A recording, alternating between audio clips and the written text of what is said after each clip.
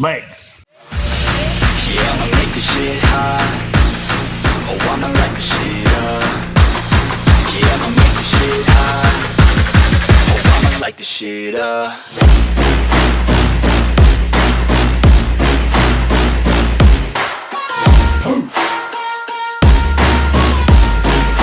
Light the shit up.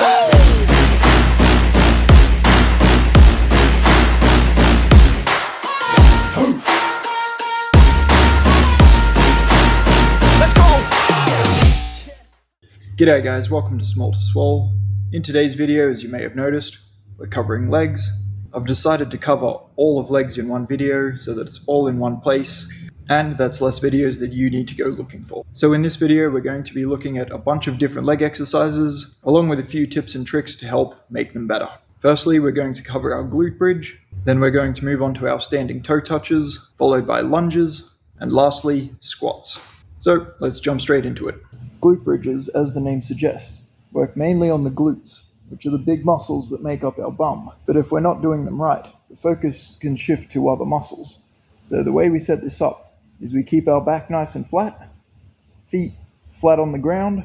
We drive down through our heels, pushing our hips up as high as we can. We should end up with our knees at about 90 degrees, with our hips nice and open at the top. Now, if you would like to turn this into more of a hamstring exercise, simply walk your feet out a little so that your legs are straighter at the top of your rep. Both of these variations can be done with either two legs or on a single leg. If you're pushing up as hard as you can, but still can't feel it in your glutes, it might help to turn the knees out a bit. This puts the glutes in a more contracted position. You should be able to feel the squeeze a little bit better. Standing toe touches. What you're doing here is essentially a deadlift, but without the weight. While doing these, we want to keep our back in a neutral position. We don't want it rounded like this, or arched all the way out here. Just a nice neutral spine. We set our hips backwards and bend down as far as we can comfortably, and back up, squeezing our hips forward at the top. Once you get a good feel for that, you might want to move on to the single leg variation. Now there's two main ways that we can go about these: a straight leg toe touch and a bent leg toe touch. In a straight leg toe touch, the knees are kept almost completely locked out.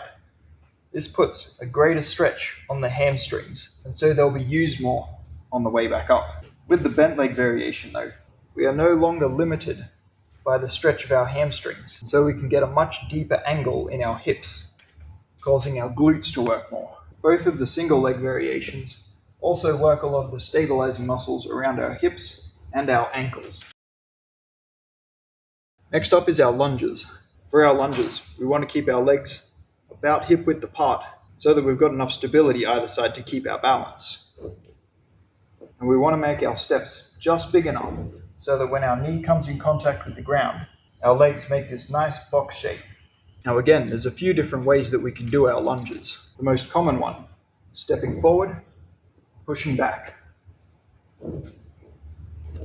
For this one, our front leg is doing most of the work by catching us on the way down and then generating most of the force we need to push ourselves back up. Most of this will be done through our quads, as the main joint slowing us down and pushing us back up from our knee instead of our hips. The second one is a step back, coming back up onto the front foot. This is an excellent choice for building strength because we can spend more time with most of our weight on that front leg, to the point that we may not even push with our back foot at all.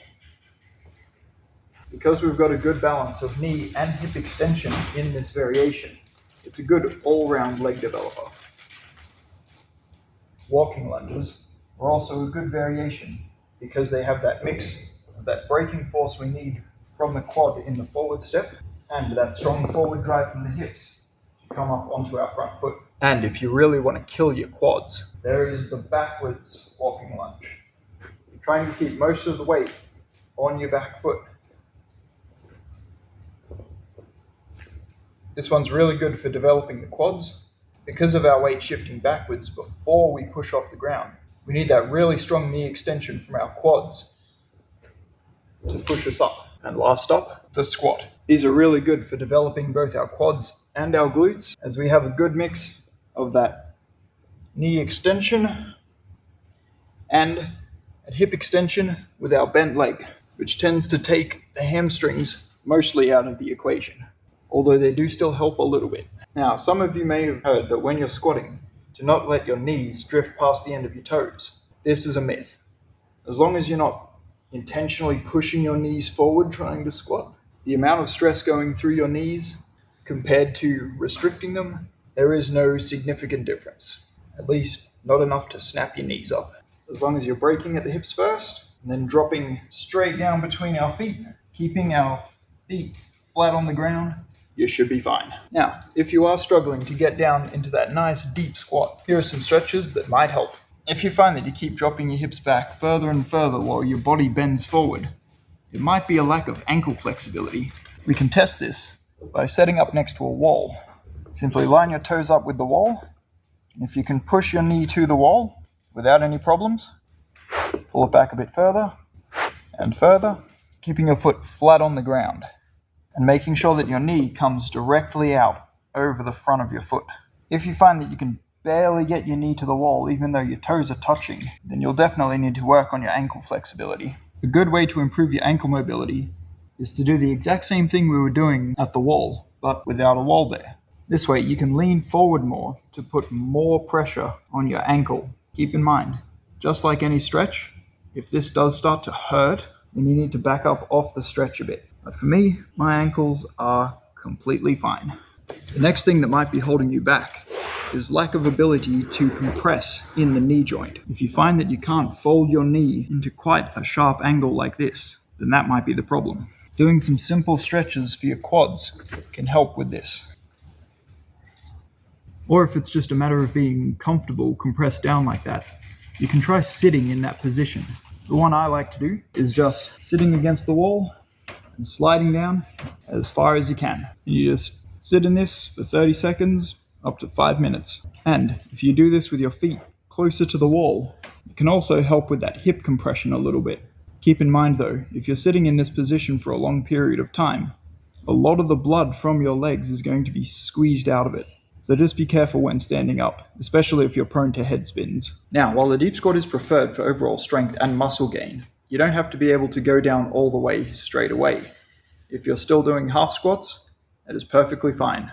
Just keep working, keep getting stronger, and remember to push yourself outside of your comfort zone from time to time, just to see what you can do. Alrighty guys, that's all for today's video. If you found the video helpful, give the video a like and subscribe for future content. I'll see you guys in the next video.